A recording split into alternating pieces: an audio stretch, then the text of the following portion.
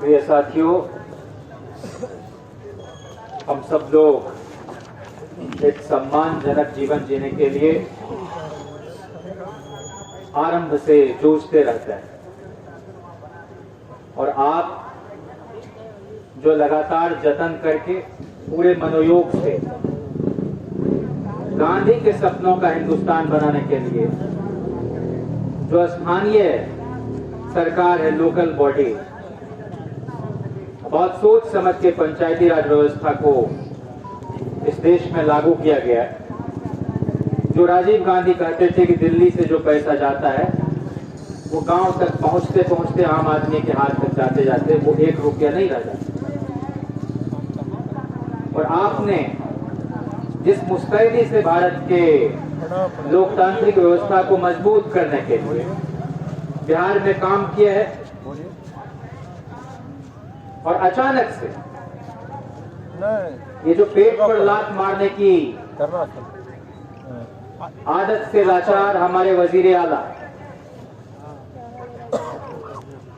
उनका एक बयान मुझे याद आता है। सांख्यिकी वाले में जो लोग काम करते थे कहीं पर अपने मेहनताना के लिए, अपने हक के लिए, जब कहीं पर नारेबाजी कर रहे थे, अपनी मांग को रख रहे थे, बहुत लोकतांत्रिक तरीके से, अहिंसक तरीके से, शांतिपूर्ण तरीके से, उन्होंने लगभग एहसान जताने वाले टोन में और धमकी देते हुए कहा कि मालूम है ना, जाके यहाँ से पटना में एक साइन कर देंगे तो आप लोग सड़क पर आ जाएंगे। तो ये लोगों को सड़क पर लाकर इनको आनंद आता है और ये कोई गैर वाजिब तरीके से तो आप अपनी पारिश्रमिक को नहीं मांग रहे।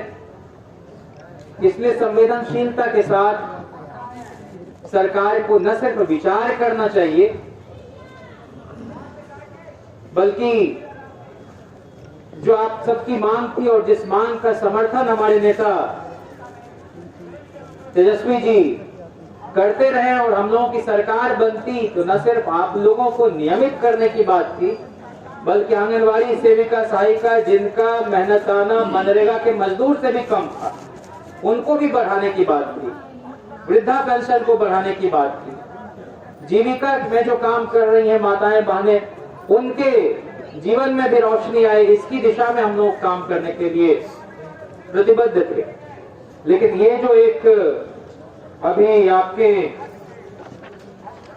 जो रंजीत सिंह है और इनकी तरफ से जो ये सरकार ने जारी कर दिया है नए सिरे से गठित करने के लिए प्रबंधन समिति को, ये पूरी तरह से नाकाबिले बर्दाश्त है और हम सब लोग इस तरह की कार्रवाई की न सिर्फ निंदा करते हैं बल्कि इसके खिलाफ पुरजोर संघर्ष करेंगे। याद रखिएगा कि समन्वय से शोषकों का फायदा होता है और शोषितों का लाभ सिर्फ और सिर्फ संघर्ष से, जद्दोजहद से होता रहा है। इसलिए एक इंच पीछे हटने की बात नहीं है।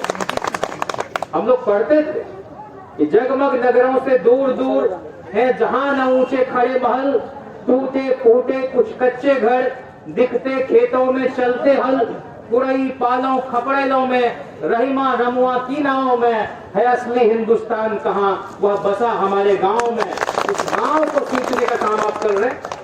जल, जंगल, जमीन, तालाब, पोखर, नदी, नाले, कूचे, ये सब आपके दम पर रोशन है। और आज क्या हालत है किसानों? मैं मुद्दे से नहीं भटकना चाहता, लेकिन लालू जी राबड़ी जी की सरकार थी तो हर बीघा पर मालगुजारी जो है वो 3 से 5 रुपया देना पड़ता था। इस सरकार में 300 से बढ़ा के 500 कर दिया गया। विधायक जी बैठे हुए हैं, इन्होंने शिक्षा मंत्री को हराया, लगातार दूसरी बार सदन में पहुंचे हैं और इनके पिताजी और हम सब लोगों के नेता और बाबू जगदेव के साथ काम करने वाले मुद्रिका बाबू, बिहार सरकार के पूर्व स्वास्थ्य मंत्री, उनके समय में सेशन कितना लंबा होता था। जनहित के मुद्दों पर बिहार विधानसभा में बहस होती थी। विधानसभा से जो चीजें छान के नहीं बाहर आती थी, विधान परिषद में उसको बौद्धिक लोग जो विधान परिषद में जीत के जाते थे, जिसका जिक्र कर रहे कुछ चुनाव में भी व्यस्त है पंचायती राज मंत्री, हमारे खगड़िया से ही आते। हमको याद है उस वक्त खगड़िया जिला का जो जिला परिषद की चेयरमैन थी मीरा कुमार जी हुआ करते थे और उनके साथ ही हमारे अलौली हाई स्कूल में जो रामविलास जी का इलाका है, चिराग भाई आपके बीच आए होंगे, उसी अलौली हाई स्कूल में मीरा जी भी, और उस समय ये मंत्री थे, बाद में हटा दिए गए कुछ जालसाजी के चक्कर में, ये सम्राट जी भी आए हुए थे। अब इस तरह के पृष्ठभूमि के लोग भी अगर संवेदनशीलता के साथ सरकार में रहकर आम लोगों का काम नहीं करेंगे तो मुझे खेद है कि जो लोहिया कहते थे कि जिंदा कौमें 5 साल तक इंतजार नहीं करती, अभी तो साल भर हुआ है, ये 5 साल तक ये सरकार नहीं चलेगी अगर आप लोगों के साथ ये इसी तरह से क्रूर और भद्दा मजाक करती रही। तो इसलिए हम सब लोग मिलजुल कर इस मांग को मनवाएंगे। और ये जो 1,14,000 वार्ड सचिव है, एक तो ये लोग सिर्फ और सिर्फ वोट के चलते लगातार कॉन्ट्रैक्ट सिस्टम पर पूरे सूबे को चला रहे हैं, अलग अलग महकमे को। याद कीजिए लालू जी के शासनकाल में 25,000 शिक्षकों की बहाली हुई थी, परीक्षा लेकर हुआ था। बीपीएससी के चेयरमैन रामाश्रय यादव जी थे, एक जरा इधर उधर धांधली ने अभी तक स्कूल जो है गरीब गुरबों के जो बच्चे हैं और हम जैसे लोग इसी सिस्टम से पढ़ के आए, आज आप सरकारी स्कूल की हालत देख लीजिए। एक तो आपने बहाल किया नियोजन पर और उसके बाद सम्मानजनक उनका वेतन नहीं दे रहे हैं, मानदेय से काम चला रहे हैं, तो वो भी एक मांग है।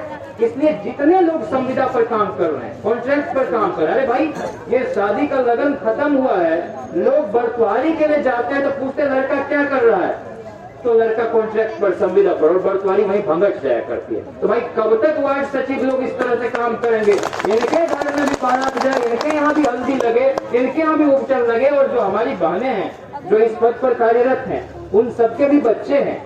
एक तो ये बहुत ही कम रुपया देके बात थी कि भाई आप लोगों का परिवार 5,000 10,000 में परिवार चलता है, तो इसलिए ये सिर्फ न बढ़ाने की बात है बल्कि इसको स्थायी करने की बात है। और हम सब लोग इसके लिए चाहे घेराबंदी करना पड़े हाउस का, चाहे मुख्यमंत्री आवास का, चाहे अगले सत्र में इसको और पुरजोर तरीके से उठाने का विधायक जी है और पूरा राष्ट्रीय जनता दल आपके साथ कंधे से कंधे मिला के खड़ा है। और इस मांग को हम लोग करेंगे। जो झुका नहीं, जो बिका नहीं, जो डिगा नहीं, वैसे लोगों में आपकी गिनती होती है। जो डटे हुए हैं महाज पर, मुझे उन सफाओं में तलाश कर। इसलिए आप लोग इस महाज पर डटे हुए हैं, हम आपका इस्तकबाल करते हैं, हम आपको सलाम करने के लिए आए हैं। बहुत ज्यादा वक्त नहीं लेते हुए हम सिर्फ ये कह रहे हैं कि जो पंचायती राज मंत्री हैं वो अगर मांग नहीं मानते हैं तो मुख्यमंत्री जी का भी घेराव होगा। और नेता प्रतिपक्ष ने तो कहा है कि बेरोजगारी हटाओ यात्रा शुरू करेंगे। जब आप सब लोगों को बेरोजगार कर ही दिया जाएगा तो फिर उस यात्रा में आपका इस्तकबाल, लेकिन उसके पहले आपकी नियुक्ति पूरी तरह से वैध ढंग से हो जाए ताकि और सुदृढ़ तरीके से बुलाई रहे। बहुत शुक्रिया। इनकलाब जिंदाबाद और वार्ड सचिव संघ जिंदाबाद।